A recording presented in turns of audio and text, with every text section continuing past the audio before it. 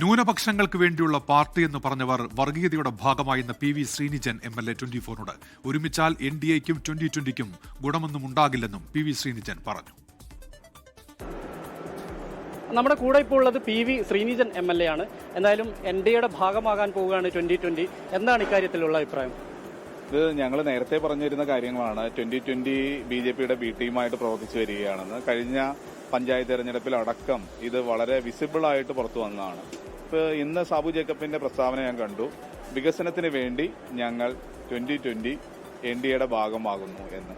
പക്ഷേ യഥാർത്ഥത്തിലുള്ള വികസനം എന്ന് പറയുന്ന കച്ചവട വികസനം, സാബു ജേക്കബിന്റെ കച്ചവട വികസനത്തിന് വേണ്ടി അദ്ദേഹം NDAയുടെയും BJPയുടെ ഭാഗമായിട്ട് നിൽക്കുന്നു എന്നാണ് ഇപ്പോൾ മനസ്സിലാക്കാൻ കഴിയുന്നത്.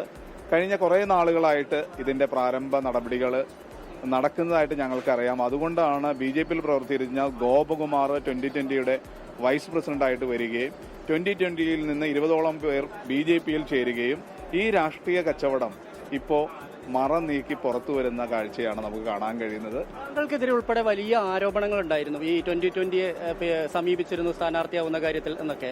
അത് പിന്നീട് താങ്കൾ തന്നെ അതിൽ തള്ളിപ്പറയുകയൊക്കെ ഉണ്ടായിട്ടുണ്ട്. സാബു ജേക്കബ് അദ്ദേഹത്തിന്റെ ആവശ്യങ്ങൾക്ക് വേണ്ടി പലതും വിളിച്ചു പറയും. ഇപ്പൊ ഇന്ന് അദ്ദേഹം പറഞ്ഞത് അരാഷ്ട്രീയവാദം മുന്നോട്ട് കൊണ്ടുവന്ന ഒരു പാർട്ടിയാണ് 2020. ഇന്ന് അദ്ദേഹം പറഞ്ഞത് ഞങ്ങൾ അങ്ങനെ പറഞ്ഞിട്ടില്ലെന്നാണ്. അപ്പോൾ സാബു ജേക്കബിന്റെ അത്തരം ആരോപണങ്ങളൊക്കെ അവജ്ഞയോടുകൂടി തള്ളിക്കളയുക എന്നുള്ളത് മാത്രമല്ല ന്യൂനപക്ഷങ്ങൾക്ക് വേണ്ടി നിലകൊണ്ടിരുന്ന ഒരു പാർട്ടി എങ്ങനെയാണ് വർഗീയമായിട്ട് ചിന്തിക്കുന്ന NDA പോലുള്ള രാഷ്ട്രീയ കക്ഷികളുടെ കൂടെ ചേരുന്നതെന്ന് നമ്മൾ ഓരോരുത്തരും മനസ്സിലാക്കും. BJPക്ക് എന്തെങ്കിലും ഗുണമുണ്ടാവുമോ ഇതിൽ? രണ്ടു കൂട്ടർക്കും ഏതെങ്കിലും തരത്തിലുള്ള ഗുണം ഉണ്ടാവുമോ? BJPക്കും ഗുണമുണ്ടാവില്ല, 2020 പാർട്ടിക്കും ഗുണമുണ്ടാവില്ല. മറിച്ച് സാബു ജേക്കബ് എന്ന് പറയുന്ന വ്യവസായിക്ക് കച്ചവടമായിട്ട് ഗുണമുണ്ടാവുമെന്നാണ് ഞാൻ വിശ്വസിക്കുന്നത്. പക്ഷേ സാബു ജേക്കബിനോട് നേരത്തെ എനിക്കൊരു ബഹുമാനമൊക്കെ ഉണ്ടായിരുന്നു. അദ്ദേഹം രാഷ്ട്രീയമായിട്ട് ഞാൻ എതിർക്കുമ്പോഴും അദ്ദേഹം ഒരു വ്യക്തി എന്നുള്ള നിലക്ക് അദ്ദേഹം മുന്നോട്ട് വെക്കുന്ന രാഷ്ട്രീയം. പക്ഷേ ഇപ്പോൾ പി വി ശ്രീനിജൻ എന്ന് പറയുന്ന എന്നെ തോൽപ്പിക്കുന്നതിന് വേണ്ടി ഏത് തരംതാണ രീതിയിലേക്കും അദ്ദേഹത്തിന് താഴാൻ കഴിയുമെന്ന് ഇപ്പോൾ അദ്ദേഹം തെളിയിച്ചിരിക്കുകയാണ്. കേരളത്തിലെ BJP ക്യാമ്പുകൾ വലിയ ആവേശത്തിലാണ്. 2020 വന്നോണ്ടോ ഇതേ ആവേശം വരുന്ന തെലങ്കാനയിൽ പോയി സാബു ജേക്കബ് 30 കോടി കൊടുത്ത് അവിടെ കച്ചവടം തുടങ്ങാൻ പോയപ്പോൾ അതിന് അടപടലം ആ തെരഞ്ഞെടുപ്പ് കഴിഞ്ഞപ്പോൾ ചന്ദ്രശേഖർ റാവു അടപടലം പുറത്തായി. ഇനി മോദിജീനെ ദൈവം രക്ഷിക്കട്ടെ. എന്തായാലും വളരെ കൃത്യമായ ഒരു നിലപാട് തന്നെയാണ് ശ്രീനിജൻ MLA വ്യക്തമാക്കിയിട്ടുള്ളത്. അതായത് സാബു ജേക്കബ് BJPയിലേക്ക് പോയതുകൊണ്ട് അവർക്കും BJPക്കും കാര്യമുണ്ടാവില്ല, അതുപോലെ തന്നെ 2020ക്കും കാര്യമുണ്ടാവില്ല എന്ന് അദ്ദേഹം ഉറപ്പിച്ചു പറയുകയാണ്. ഉമേഷ് ബാലകൃഷ്ണൻ തുടരുന്നുണ്ട്. ഉമേഷ്, ഇത് നാളുകളായി നടന്നു വന്ന ചർച്ചയാണോ, പൊടുന്നതിനുള്ള രാഷ്ട്രീയ നീക്കമാണോ ഉമേഷ്? അല്ല, അങ്ങനെയല്ലെന്നാണ് പ്രാദേശിക ഇപ്പോൾ മനസ്സിലാക്കുന്നത്. ഇതിനു മുമ്പ് നേരത്തെ തന്നെ കൂടുതലായി ചർച്ചകൾ നടത്തിയിരുന്നത് UDFുമായിട്ടായിരുന്നു, കോൺഗ്രസ് നേതാക്കളുമായിട്ടായിരുന്നു. UDF പ്രവേശനം അത് ഏത് രീതിയിൽ നടപ്പാക്കുമെന്നുള്ള കാര്യത്തിലെല്ലാം അപ്പോഴും ഒരു അവ്യക്തതയുണ്ടായിരുന്നു. ഒരുപക്ഷെ BJPയിലേക്കുള്ള പ്രവേശനം അത് കാലങ്ങളായി നടന്നു വന്ന ചർച്ചയല്ല. ഒരുപക്ഷെ സമീപ ദിവസങ്ങളിൽ പ്രധാനമന്ത്രിയുടെ കേരള സന്ദർശനവുമായി ബന്ധപ്പെട്ട് പ്രത്യേകിച്ച് തിരുവനന്തപുരം കോർപ്പറേഷൻ NDA പിടിച്ചതിന് ശേഷം നടത്തിയ ചർച്ചകളാണ് എന്നാണ് മനസ്സിലാക്കുന്നത്. എന്തായാലും തിരുവനന്തപുരം കോർപ്പറേഷൻ NDAക്ക് ലഭിച്ചത് അത് 2020 ഉൾപ്പെടെയുള്ള 2020 പോലുള്ള ഒരുപക്ഷെ മറ്റ് മുന്നണികളുടെ ഭാഗമായി നിൽക്കാത്ത പാർട്ടികൾക്ക് NDAയിലേക്ക് വരുന്നതിന് ഒരു പോസിറ്റീവ് ഘടകമായി എന്നുള്ള ഒരു വസ്തുത തന്നെയാണ്.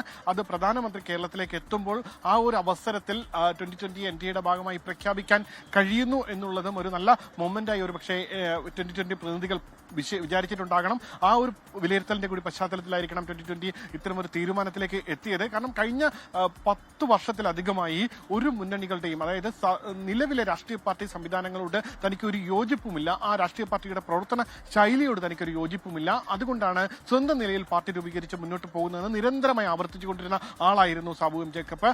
അത് വിവിധ ഘട്ടങ്ങളിൽ സാബു ജേക്കബിനെതിരെ LDFും UDFും ഒരുപോലെ ആക്രമണങ്ങൾ അഴിച്ചുവിട്ടപ്പോഴും തന്റെ നിലപാടിൽ ഉറച്ചു നിന്ന് ആ നിലപാട് ഉയർത്തിപ്പിടിച്ചുകൊണ്ട് അതിൽ സ്വാഭാവികമായി വിമർശനങ്ങൾ ഉണ്ടായിരുന്നു. അത് അദ്ദേഹത്തിന്റെ കിറ്റക്സിന്റെ CSR ഫണ്ട് അടക്കം ഉപയോഗപ്പെടുത്തിക്കൊണ്ട് ഒരു കമ്മ്യൂണിറ്റിയെ സൃഷ്ടിച്ചു. ആ കമ്മ്യൂണിറ്റിയെ വോട്ട് ബാങ്കായി കൺവേർട്ട് ചെയ്തു എന്നുള്ള വിമർശനങ്ങൾ പല ഘട്ടങ്ങളിൽ നേരിടേണ്ടി വന്ന ആളാണ് സാബു ജേക്കബ്. അപ്പോഴും അദ്ദേഹത്തിന്റെ വോട്ട് ബാങ്ക്, ആ പറഞ്ഞ കമ്മ്യൂണിറ്റി അതിൽ വലിയ രീതിയിലുള്ള ചോർച്ചയൊന്നും ഉണ്ടാകാതെ നിലനിർത്തി മുന്നോട്ട് പോകാൻ കഴിഞ്ഞു. കഴിഞ്ഞ നിയമസഭാ തെരഞ്ഞെടുപ്പിൽ ഒരുപക്ഷെ ഒന്നിലധികം സീറ്റുകൾ സാബു ജേക്കബിന്റെ പാർട്ടിയായ 2020 നേടുമെന്നുള്ള വിലയിരുത്തലടക്കം ഉണ്ടായിരുന്നു. പക്ഷേ അത്തരത്തിൽ ഒന്നും സംഭവിച്ചില്ല, അത്ഭുതങ്ങളൊന്നും സംഭവിച്ചില്ല. അവരുടെ ശക്തി കേന്ദ്രത്തിൽ പോലും ശ്രീനിജൻ, അതായത് CPM MLA ആയ ഇപ്പോഴത്തെ CPM MLA ആയ ശ്രീനിജൻ. ശരി, ഉമേഷ് ബാലകൃഷ്ണനാണ് തിരുവനന്തപുരത്ത് നിന്ന് വിവരങ്ങൾ നൽകിയത്. തമ്മിൽ ബൈ SKN ഇന്ന് ആരംഭിക്കുന്നു. എല്ലാ ദിവസവും രാത്രി 8:15 24-ൽ.